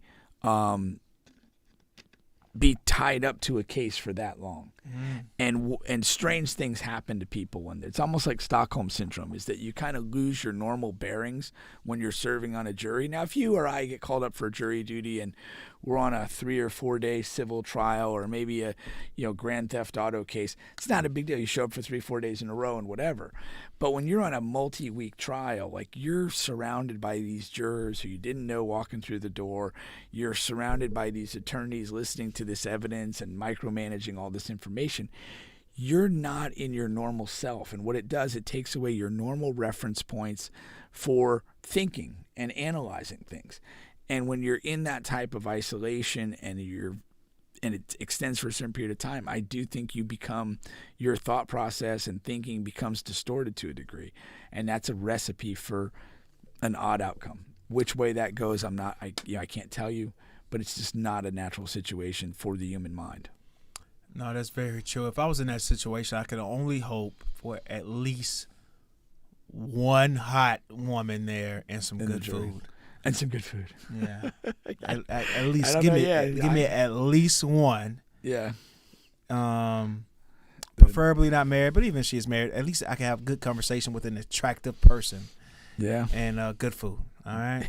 Don't give me the bullshit. And again, like chances are you're not going to get that, like because it's the nature of a jury. There's so much. It's going to be a diverse group of people. You hope or think, and who knows? I mean, it'll be interesting the way that plays out. I was moving along to the NFL next. There's some NFL news going on. We haven't talked about it a ton. I haven't talked about it at all in a while because we are in the off season. All right, but there are a couple of things going on. So Saquon Barkley, first of all, for the running back for the New York Giants. Of course, he's in a contract dispute. He wants a long deal. The Giants they gave a lot of money to Daniel Jones, the quarterback, and Saquon has really been the heart and soul of the team.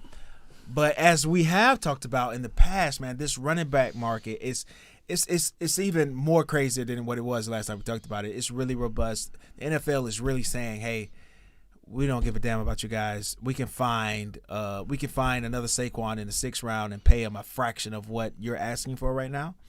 And that's really tough, especially for Saquon, who is, top 3 running back. I mean, he's at the top of his. He's not a also ran guy who's just up for. Well, he had a great comeback season after a couple injury riddled seasons, and so on both sides of this, like the reality of the running back position is a harsh reality, but it's a reality.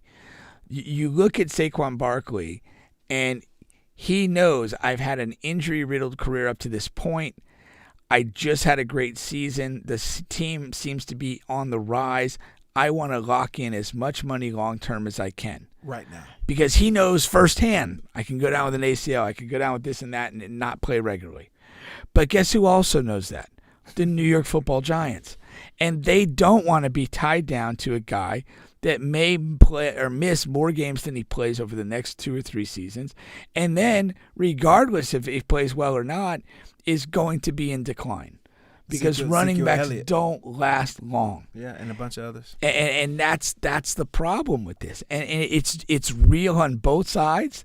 There's virtually no way to get around it. No. But again, from the team perspective, this does represent some measure of growth in that now they're seeing these things more clearly. Like, what is the value of a player? What's the value of a position?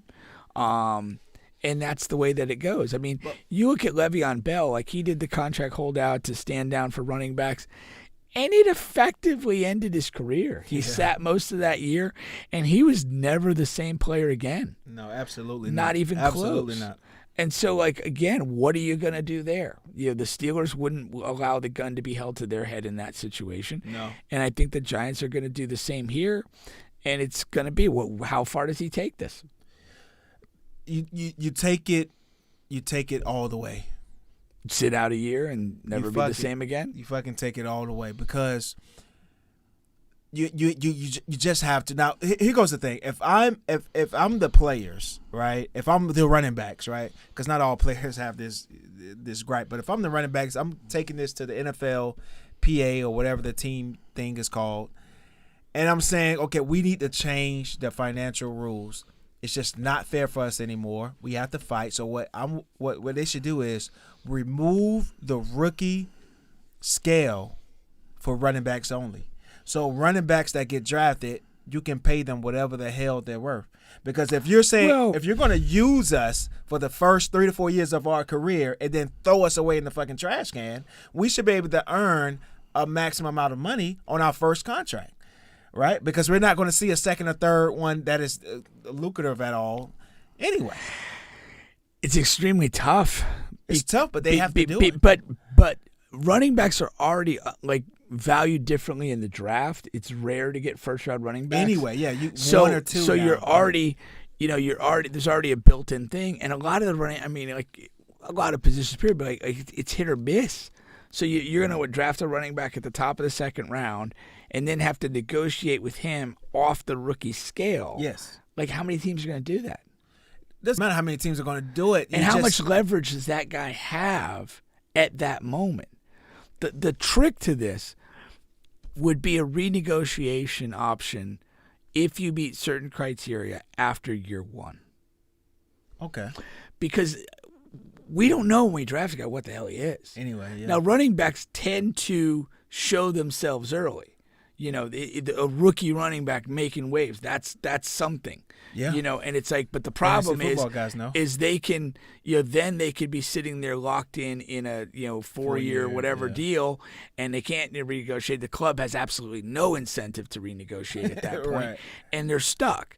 But the fix would be to somehow create, an answer after that first year. That they But the incentive for the team is though that's one extra year. I mean, and I understand what you're saying, but like running backs, the good running backs, man, there's not a high percentage of them that don't work out. But I understand that reality is there for some. But you remember it wasn't too long ago where they didn't have this rookie scale for any position. Right. Remember Matthew Stafford? I think was the last class. Yeah, where but could if pay you him. have the scale for all the other positions, which what you were essentially proposing, but not running back, then it creates. And I like the 1 year thing. I'm not against that. That's a compromise. We're compromising on this new proposed rule here. And if we're going to present this to the NFL, I'm fine with presenting this to the NFL with the 1 year thing there. I like that. It's because to me, at the end of the day, the reality of the running back position is not fair to the running back in comparison to other players. Right. And can the league, or is there a genuine interest? Can the league, within the confines of the cap and the players, collective bargaining agreement, work something out that kind of levels that in some way, or moves it closer than it does? And so I don't know. That's tough. That's really tough. But again, like you're a guy, like if you're a high school kid or a college kid, like at this point, my advice is don't play running back. Yeah. Don't play the position. They're already saying. I talked to a few high school coaches and things like that, and also we had when we had Brandon, another guy on, from Florida Elite. Yeah, right. No, the Central Florida or West Orlando. Orlando Jaguars. West Orlando Jaguars. Yes. The Florida Elite is the league.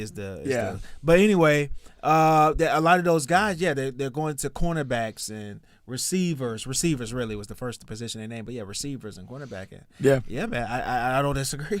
But the other thing is you look at a couple guys. You look at like Deebo Samuel and stuff like that. And it's like, the fullback position has already essentially been phased out of football for the most part. I thought about that last week. Can you almost phase running back out to the extent that you're finding hybrid skill position players with different attributes that serve as running back but also in other roles, and that you kind of get away from the notion of the 20 to 25 carry a game back. You know who does that? The Atlanta Falcons guy.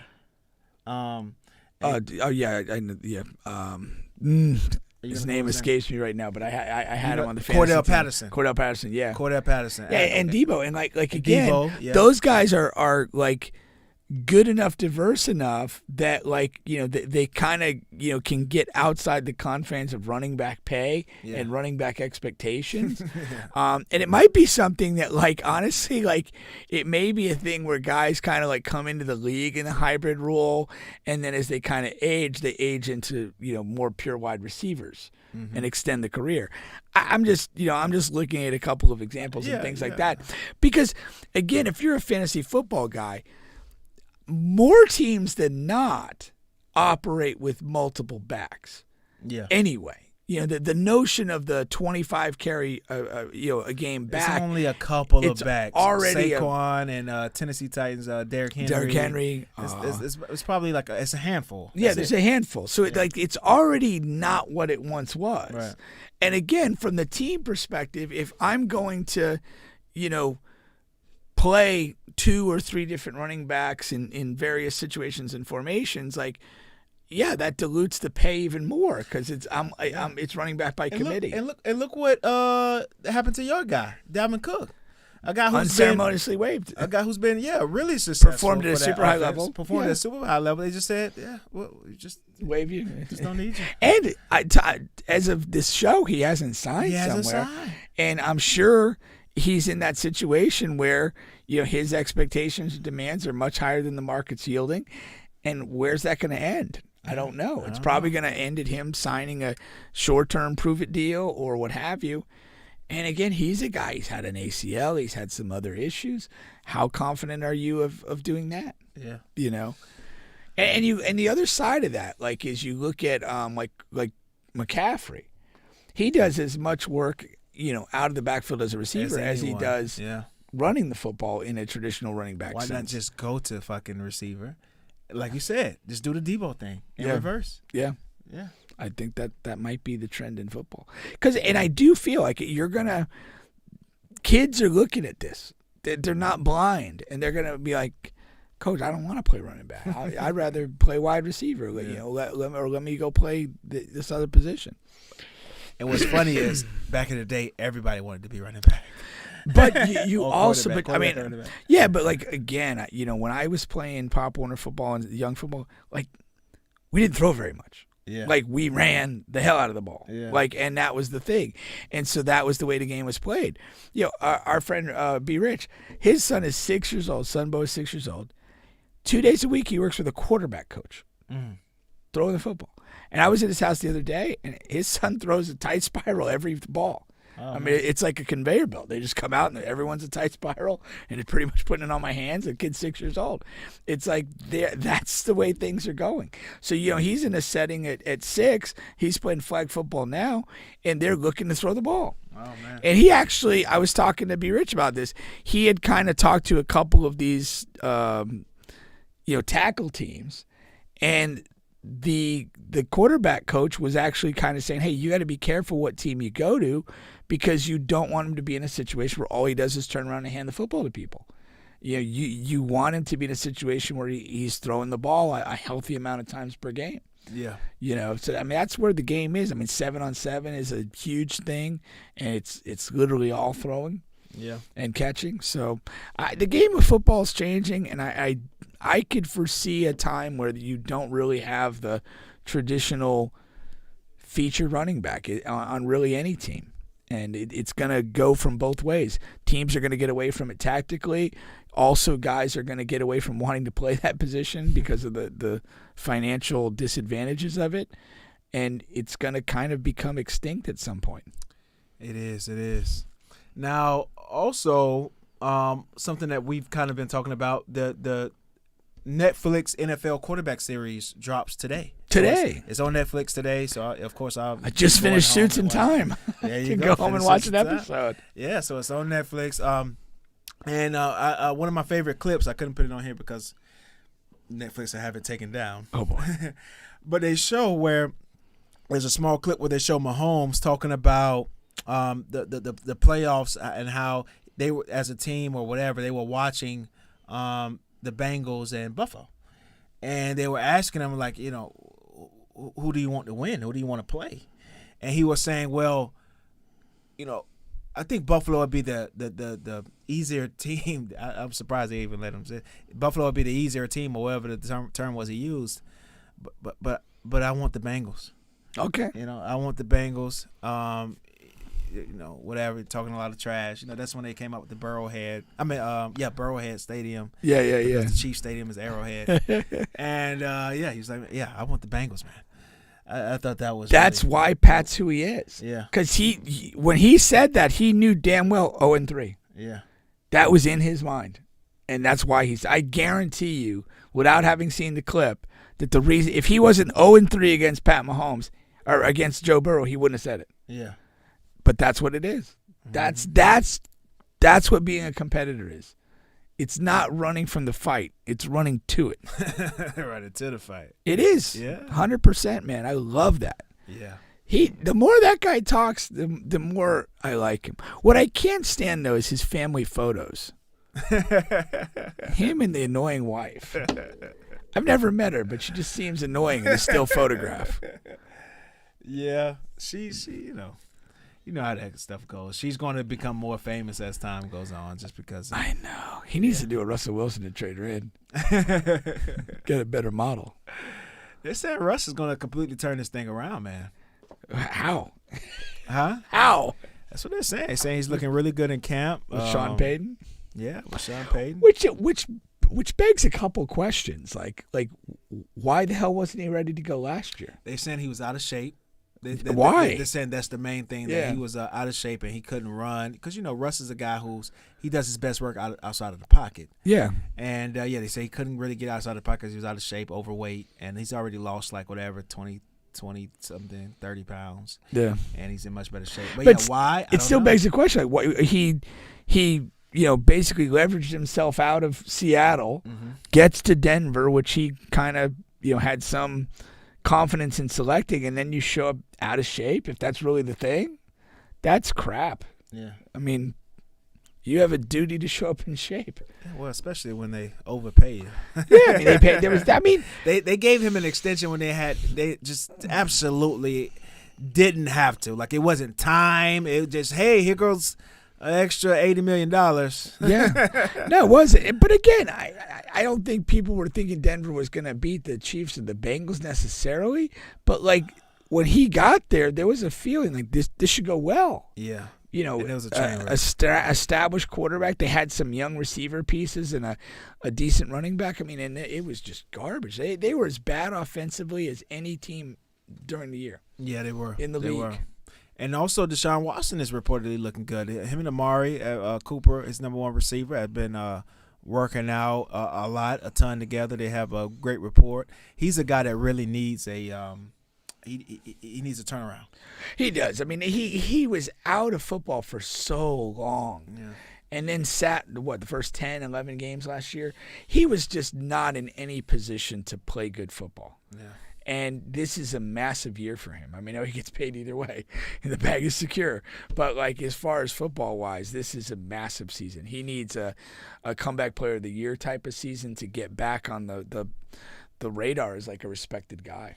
Does it mean something to you that DeAndre Hopkins, who is also a free agent, hasn't even took a meeting with the Cleveland Browns? That's his old guy. They became stars together. Yeah. D-Hop and they can use another receiver. Are they courting him, or it's just kind of been no interest either way? No interest on D-Hop's side. Really? Okay. That does say something. Not that they don't have a good relationship. I mean, yeah, a wide receiver quarterback thing, and it really puzzled me why Devontae Adams left Green Bay, or more specifically left Aaron Rodgers, because they had an undeniably great connection. And I think that's so critical to your success on both sides of that equation. So if you're not taking a meeting, you don't believe in a guy. You don't think he's, that good. You think there's better out there that you can get yourself in position with. Yeah, and then half of my brain is saying, well, maybe it's because he's looking for the most money. But he took a meeting and went to go see the Chiefs. Chiefs don't have any money. They have the least amount of money in the league. But, I mean, to be fair, though, coming off the PED, he did play well last year. He's getting older. He's not in position to break the bank anymore. No, This process wouldn't be over if he was that guy. Yeah. And people don't think he's that guy anymore. Yeah, there's no way you're lingering on the market for a couple of months if you're that guy. Right. So the offers aren't great. They aren't overwhelming. Right. And in football, it just falls off the planet for you, man. It's tough. Quick, man. It is tough. The other little piece of news is apparently HBO is going to use the Jets for Hard Knocks. Oh, I heard about that. Yeah, so you'll have the Zach Wilson. But I heard they were kind of fighting it at first. The Jets were? Yeah. The NFL kind of made them do it. Because there's a lot of compelling stuff. And another thing is, a lot of teams don't want to do it. Oh yeah, I wouldn't necessarily want to do it. Yeah. So the NFL is making these teams do it, and just have a lot. I get, and I'm curious as to where was the resistance. Yeah. Was it Aaron Rodgers? Was it Robert Saleh? Was it the owner? Who didn't want it? Yeah. And any one of those people could have a reason not to want it. Zach Wilson, because in the position that he's in, they're going to focus on him as a storyline and how he's handling. Is he things. still there? Yeah, he's still So there. he's going to play backup. Yeah, but I mean, and that's why I think the NFL forced it down their throat. Yeah. You have Aaron Rodgers in what maybe like the twilight of his career. You have this young guy that was drafted super high that kind of has a little bit of baggage to him. Yeah. That you hope is going to make for good television, and Sauce and the young defenders and all that. Yeah. So I think it's a great choice, but I could completely understand why they wouldn't want to do that. Yeah, for sure. But for the record, I want to be mic'd up on the GM5 game. Oh, the GM5? Yeah, I want to be mic'd up for a game. That was mentioned in one of the what is it? What do you guys call that show? The courtside seats, but I have a surprise call here. Somebody who I guess doesn't know that I do a podcast every Wednesday night. So she's calling me during the podcast. What's going on, Treese? Treese is a person who wants to start her own podcast. Really? So she's calling in during the live portion of my podcast. What's going on, Treese? You are on the bench podcast with Bub and Pink today. Well, hello. Intended or not. I'm just going to go to bed now. No. At 10 o'clock? Are you a small child? No, I get up in the morning and go to the gym. But hi, is it Pink Yes. or Pinky? Pink. Pink. We can leave the I've always wanted to meet you. I'm out and about, so you can meet me anytime.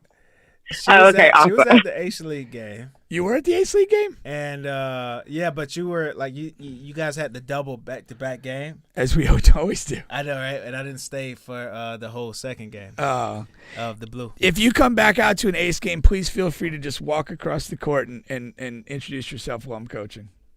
Will do. It wouldn't be the first time. When I was coaching high school basketball, during a game, a female student at Lake Howell High School walked by the bench and called me a pussy. So as long as you're not going to do that, Teresa, we'll probably get along pretty well. No, I won't. Listen, Teresa, really quick before we let you go. I at the top of the show, I reacted to this girl who was talking about the guys that every woman runs into. She was talking about the guy who what she said? Who's not ready for a relationship, but he wants to do the relationship things. Yeah. Right. All different type of guys that these women. There was run the into. guy who was expecting a child with another person. Yeah. What was it? There was three others. Yeah, there were they three were others. funny though. There were three others. I think I saw that post. I can't remember, saw but that yeah. post. So I had the 5 things that us men run into on the dating scene of the types of women, right? So I want you to tell me, what do you think about these? So number 1, I have the woman who is still smashing her ex while she's dating because she doesn't want to increase her body count. Okay. You said, like you've been that girl. I understand. You know?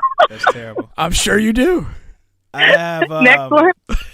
the woman with multiple kids that always cancel dates and get mad when you get mad that she's never available. Okay. That sounds a little personal, but continue. when he said these at the beginning of the show, they all sounded personal. He had fire in his heart. Yeah. What's the next one? The woman whose lights are about to get cut off, surprisingly, right before or after the first date. All right. So she needs money. Okay. She needs money right away. You need my lights to be on so I can get ready for this date. You have the next one is I'm a classic traditional woman, but her house looks like a hurricane. She can't cook. She don't give head, and she don't want to make babies. What's traditional about that? Okay. Okay. And then it sounds like how often? I don't think that's a thing. You don't think that's a thing? No. I think that's a thing with you. What? And lastly, my personal favorite. Never except foot over here in my house. Oh, okay. And the last one, just her stage house that she uses for encounters. And my personal favorite is the woman who has everything. I got my own everything. I don't need a man, the alpha woman, et cetera, et cetera. Mm-hmm. Wow. So, yeah, do you like my list? So which categories apply to you, Teresa? Trees. Sorry. No, it's cool. None of them, to be honest. Really? Which one you think I am, Bubba? Let's see here. You are I don't think the classic traditional woman, but without the house. Boy, the shut dirty house. But everything else that I felt from your tone 2 and 5 applied. the multiple kids that always still smashing the X to keep the number. That one. The way she said "yeah" was like That a little one. too quick, a little too. I just could relate. a but little no, too. Of course, you could relate because it applies. not right now. But I mean, guys do it too. So like, I Guys don't do understand not- what. No, we don't do that. Guys aren't worried about their number. Yeah, not worried about it. What? Well, yeah, they're not worried about their number, but they're still smashing their ex while they're talking to somebody else. Yeah, that's fine, but that's not the same thing. Clearly, that's not what we're concerned about. Well, I'm gonna make a list and I'm gonna get back to you because I don't really like your list, to be honest. You don't. No, Well, please put together a list that we could use in a future show. I sure will, and it's gonna be more accurate We hope. because I don't really feel like there's a lot of women out here that, just. What was it? It was the one that has the house dirty or whatever. Like, I don't feel like, It's and they can't cook, they can't clean, and their house is dirty. Like, and she doesn't have any kids. Was that what it was? All three of and those? doesn't give head and doesn't want to Oh. make babies. But Yeah, she doesn't have kids. But I don't think any woman doesn't have kids and the house is still dirty. That's not And say, I didn't say like, doesn't have kids. I didn't say doesn't have kids. that just wasn't part of the criteria. doesn't want. Oh, I just said doesn't want kids. doesn't want to make babies. That's the exact term I use. Stop saying other stuff. So if she doesn't want to make babies, she doesn't have babies. She might already have made babies. She don't want to make any more. There you go. He needs a new list. He needs a whole new list. No, because that's you. That's not me. Oh, yeah, okay. Are you I have babies, so I did want to carry. Now, today, we are July 12th, 2023. Are you ready? Are you ready to have another baby, Teresa? I'm not ready to be a baby mama, but like if a decent guy came around, I would definitely take it into There consideration are plenty on of decent guys around. having. All you got to be is decent to get through on you. That's a ton of decent Not guys. just decent. Oh, y'all reaching. Y'all really reaching. What's that? You're giving us the words. We're just trying to interpret them. You know what? He's throwing me on the spot. Let me get my thoughts together. You don't want to on the spot. Yeah, he tried to call me out. You're sparring with professionals here. Exactly, and I'm a rookie, so I'm not going to say anything else. You can get your thoughts together, and we'll bring you on at a later date, and you can give us that. Yeah, list, but all you're right? not going to double team me. So if you're going to have you and your partner, We're have not. me and my partner. Okay, well, I need 2 females and 2 guys. So I'm gonna bring a plus one. You need all of that to I sure come, do. To, I what's sure the- do. what's I'm the gonna bring my term? plus I one. think to come was fine. I'm gonna bring my podcast partner, and we can Okay. have Who is- a 2-on-2. Who is your podcast partner? Her name is Adia. Adia. Okay. Yes. Bring I'm trying to find- bring whoever you want. All right. I'm trying to drop her. We're here every Wednesday. Awesome. Every Wednesday. That's why he. And some Sunday. Well, why are you busy on Monday, Tuesdays, Thursdays, and Fridays? All Bubba? righty, bye, and we will talk to you later. All right? Bye. Thank you for being on the Bye. bench. Bye. Bye. Wow. LeBron is not retiring. He just announced during the ESPYs. What? Neither are you retired from your rigorous schedule. This is breaking news, man. Breaking news. The King announces during ESPYs that he's returning for his 21st season. That's the biggest, To the surprise of no one. the surprise of nobody. Not a human soul on this earth. That's great. That threat seriously. Oh, that was good. That got off the rails a little bit. Yeah, it did, man. That's always cool. I thought it would be okay, so Yeah, no, it was good. I took the call. Podcast partner throwdown. Yeah, there you go. I think we can end the show on that. That was a good note to end the show on. Yeah. All right. We'll All be right. back this Sunday, actually. Travis McConico, Jacksonville legend, will be here, Ace All-Star, and we look forward to talking to him. He's got a great story, super good dude, and we'll be able to do a good show with him. All righty. Catch you guys next week. Oh, Sunday. This week. Sunday.